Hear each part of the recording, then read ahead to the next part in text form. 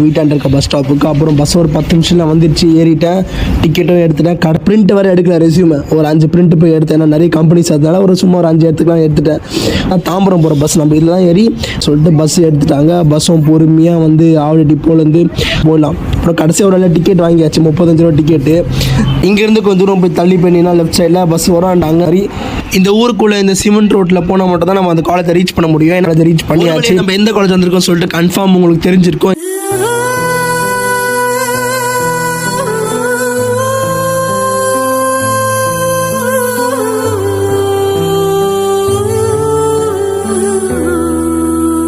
ஆஃபீஸில் அவங்களோட அந்த ஒரு லொக்கேஷனில் இருக்கும்.